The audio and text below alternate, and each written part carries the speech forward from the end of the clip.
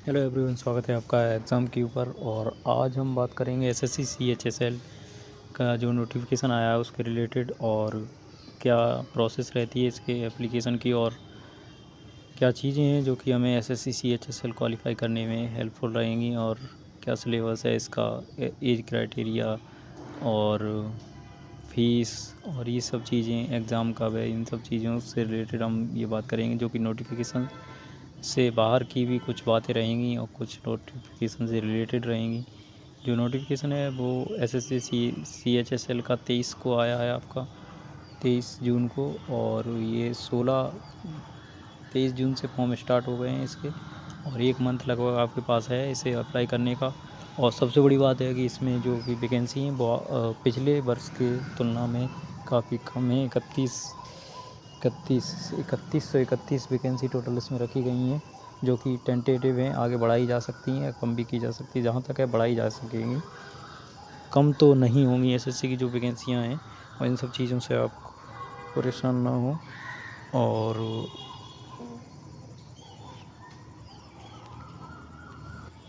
चलिए तो बात आगे करते हैं हम इसके एग्ज़ाम पैटर्न के बारे में। एग्ज़ाम पैटर्न ये है कि आपको एसएससी सीएचएसएल 10+2 बेस की ये वैकेंसी है, जिसमें आप लोअर डिविजनल क्लर्क और जेएसए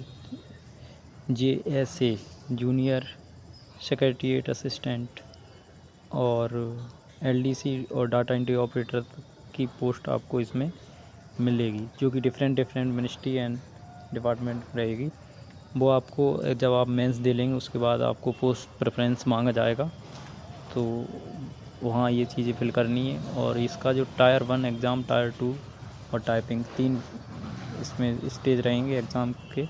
और जो टायर 1 है उसमें आपकी 25 मार्क्स की इंग्लिश, 25 मार्क्स की मैथ, वो क्वेश्चन 25 इंग्लिश के, 25 मैथ, 25 रीजनिंग, 25 जी के, जनरल अवेयरनेस के। उन सब के लिए एक क्वेश्चन के लिए 2 मार्क्स आपके रहेंगे, 1/4 की निगेटिव मार्किंग रहेगी। और उसके लिए मिनिमम मार्क्स जो आपको क्वालिफाई करने हैं वो आपके पास 150 अप्रॉक्स होने चाहिए, जिससे कि आप टायर 1 एक आसानी से और अच्छे स्कोर से कर पाएँ, क्योंकि इसमें कट ऑफ कुछ ज़्यादा ही जाने वाली है। फिर इसमें होता है टायर 2 आपका मेंस, जो कि सीजीएल की सेम कंडीशन, सेम सीजीएल के बेस पर है, बस उसमें 390 मार्क्स हैं, इसमें 360 मार्क्स हैं। ठीक है, एक क्वेश्चन 3 मार्क्स का रहेगा इसमें, और कंप्यूटर के 25 क्वेश्चन रहेंगे इसमें, जो कि क्वालिफाइंग नेचर का है। और उसके बाद आपकी 15 मिनट की टाइपिंग रहेगी मेंस वाले दिन ही, और जो कि आपको देनी है 35 पर मिनट स्पीड होनी चाहिए WPM। और लेवल 4 की आपकी ये वैकेंसी है। और जिन लोगों को मतलब काफ़ी आपको पढ़ना चाहिए, और इनके लिए जो स्ट्रेटजी रहेगी वो अभी से ये रहेगी, आपको टेक्स्ट बुक्स पर मॉक पर डे लगाने हैं सीएचएसएल के। और सबसे बड़ी बात है मॉक, और फिर है आपका वीडियो क्लासेस, वो आपको लेनी है। मतलब आप कहीं से भी पढ़िए, वो आपका कोर्स कंप्लीट होना चाहिए, जो कि उसका सिलेबस है। सिलेबस को ध्यान में रख के आप पढ़ाई करिए, और उसका जब सिलेबस कंप्लीट हो जाएगा तो उसके बाद उसमें कुछ ऐसा है नहीं जो कि टफ़ हो। आपको मैथ रीजनिंग पढ़नी है कैरियर वेल से, और इंग्लिश पढ़नी है आपको नीति सिंह मैम से, और जीएस परमार एसएससी से। बस इतने आप फॉलो करेंगे आपका हो जाएगा।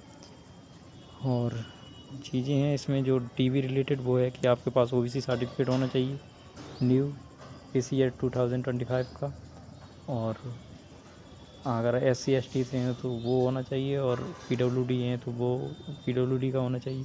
बस इस फॉर्म भरते टाइम इसमें एक जो गलती सभी लोग कॉमन करते हैं वो ये कि उन्होंने टाइपिंग हिंदी में सीख रखी है, इंग्लिश में आती है उन्हें टाइपिंग, और वो medium of skill test Hindi कर देते हैं, तो उसमें दिक्कत होती है। ये दिक्कत उन लोगों से होती है जो कि साइबर कैफ़े से फॉर्म डलवाते हैं, और फॉर्म डलवाते वक्त वो एक्टिव नहीं होते हैं, और उस साइबर कैफ़े की गलती के कारण उन्हें टाइपिंग से बाहर होना पड़ता है, और मेंस भी दे लेंगे तब भी कोई फ़ायदा नहीं रहेगा।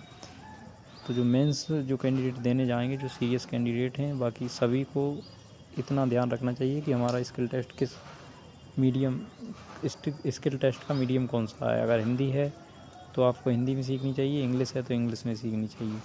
दूसरी बात ये है कि आपके डॉक्यूमेंट में कोई भी इशू नहीं होना चाहिए। जैसे PWD वाले हैं तो उनके पास प्रॉपर फॉर्मेट में होना चाहिए जो भी उनकी कैटेगरी है। OBC वाले हैं तो OBC के पास सेंट्रल का होना चाहिए, ठीक है। और कोई भी फर्जी डॉक्यूमेंट यूज ना करें। आप DV में तो बाहर होंगे ही, साथ ही आपका वो साल भी बर्बाद होगा। और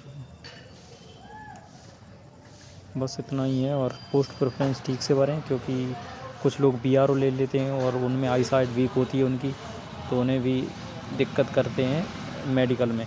तो अपने पोस्ट प्रेफरेंस जब फिल करें मेंस के बाद तो बहुत अच्छी तरीके से काफ़ी वीडियो यूट्यूब से देखें, और बाकी किसी अनुभवी पर्सन से आप ज्ञान ले सकते हैं कि पोस्ट प्रेफरेंस में हम कौन कौन सी पोस्ट फिल करें और क्या क्राइटेरिया है हमारा। ये सब देखने के बाद ही आप पोस्ट को फिल करें, और उसके उपरांत आपको 2-4 महीने में DV, और DV के उपरांत आपकी ज्वाइनिंग हो जाएगी। और इन सब चीज़ों को ध्यान में रखते हुए आप तैयारी अभी से करना स्टार्ट कर दीजिए। लास्ट डेट फॉर्म भरने की लास्ट डेट जो है उससे पहले ही फॉर्म भर लें, क्योंकि साइट बिजी हो जाएगी। और फ़ोटो और सिग्नेचर आप एक अच्छे फॉर्मेट जो उसमें मांग रखा है उसी फॉर्मेट में अपलोड करें। इसमें सिग्नेचर की रहेगी आपकी 6/2 mm, तो ठीक है, वो आपको करना है और उसके अतिरिक्त कुछ ज़्यादा करना नहीं। ठीक है, धन्यवाद आपका। और सब चीज़ें से वो है, अगर कोई इशू है तो आप कमेंट करिए। हमने 3 बार SSC CHSL दिया है, उन सब चीज़ों का हमें काफ़ी अनुभव है। जब डिस्क्रिप्टिव होता था तब भी दिया था, और 2 बार मेंस के टाइम पर, टाइपिंग भी, फाइनल भी, ठीक है। तो आप बेझिझक अपनी जो भी समस्याएं हैं वो हमसे शेयर कर सकते हैं। Thanks for watching.